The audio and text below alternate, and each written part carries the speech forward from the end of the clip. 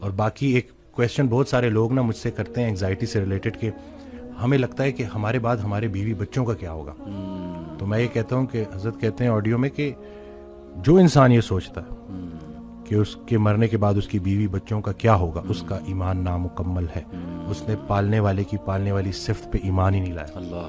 جن کے لیے پوری کائنات بنائی ان کو یتیمی اور غریبی سے گزارا, ان کو ماں باپ نہیں دیے, آپ کو دے دیے.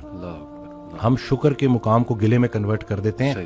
صحت بھی ہے, زندگی بھی ہے, اور کب تک ہے کوئی نہیں جانتا, اور جب تک ہے وہ کوئی چینج نہیں کر سکتا. تو پھر ابھی کیوں پریشانی لیتے ہیں؟ کیا ان بچوں کو ہم پال رہے ہیں؟ صحیح بات. کیا ہم خود کو پال رہے ہیں؟ کیا ہم اس قابل ہیں؟ بے شک. قد پہ حد کا پہرا, صحت پہ بیماری کا پہرا, اور اتنے پہروں میں پیدا کیا ہوا انسان چاہتا کیا ہے؟ آزادی. تو یہ کر کے دیکھ لیں. صحیح بات. ڈاکٹر صاحب جسٹ ٹو وائنڈ اپ, کیونکہ ہمارا یوتھ کے ریلیٹڈ کام ہے, تو آپ نے کل میری آپ سے بات ہو رہی تھی, آپ نے ایک بڑی آئی اوپننگ بات کی.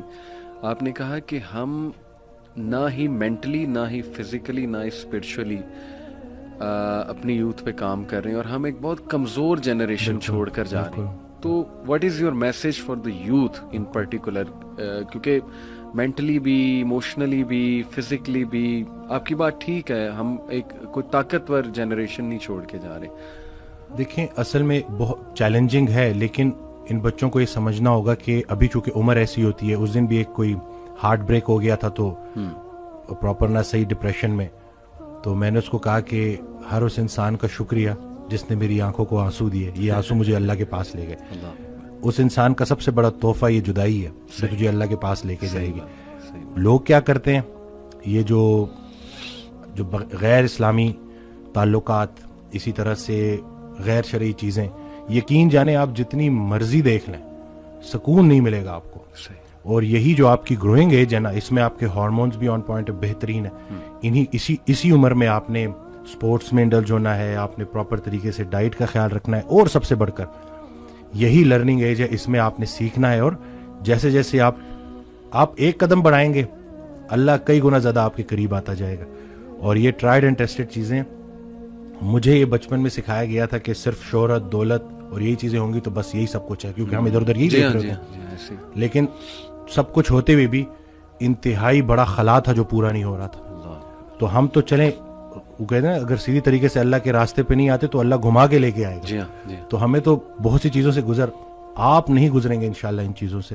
آپ کے پاس یوٹیوب پہ کانٹینٹ موجود ہے جو خالصتاً اللہ کی رضا کے لیے لوگ بنا رہے ہیں.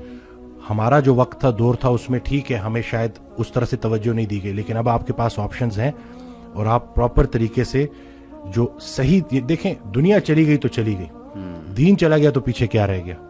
تو میں کہتا ہوں کہ دنیاوی تعلیم میں جتنا عبور حاصل کر سکتے ہیں کریں, لیکن اللہ کو بیچ میں رکھنا ہے. صحیح بات. اور دوسرا یہ کہ فائدہ بخش ہونا ہے لوگوں کے لیے, کہ آپ کی ذات سے لوگوں کو نفع ہو. صحیح بات. تو یہ انشاءاللہ اگلی جب جنریشن ہمیں ریپلیس کرے گی تو وہ ہم کوشش کریں گے جی انشاءاللہ. اللہ کے قریب ہونے سے آپ کو مینٹل سٹرینتھ ملے گی, پرسپیکٹیو ملے گا. جتنے بھی عظیم کام ہیں وہ غیر عظیم زمانوں میں ہی ہوئے ہیں. غیر عظیم جہالت کے معاشرے کے ساتھ اللہ دو کام کرتا ہے, یا عذاب بھیجتا ہے یا رحمت للعالمین کو بھیجتا ہے.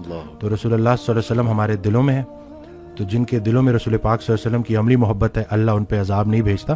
تو نیگیٹو نہ سوچا کرے, پتہ نہیں ملک کا کیا ہوگا, نہ یہ چیزیں آپ نے بگاڑی ہیں, صحیح بات, نہ آپ یہ ٹھیک کر سکتے ہیں, اللہ ہی ٹھیک کرے گا. لیکن آپ خود کو تو ٹھیک کر سکتے ہیں نا. زبردست. جس نے اپنے آپ کو پہچانا اس نے اپنے رب کو پہچانا. تو اپنے آپ سے آپ آشنائی حاصل کر لیں اور دیکھ لیں کہ آپ کا انٹرسٹ کیا ہے. بالکل صحیح. جو بھی کام کرے انٹرسٹ سے کریں, اور اس میں حصہ لوگوں کا رکھ دیں کہ لوگوں کے کام آئے آپ, تو باقی انشاءاللہ کامیابی ہے.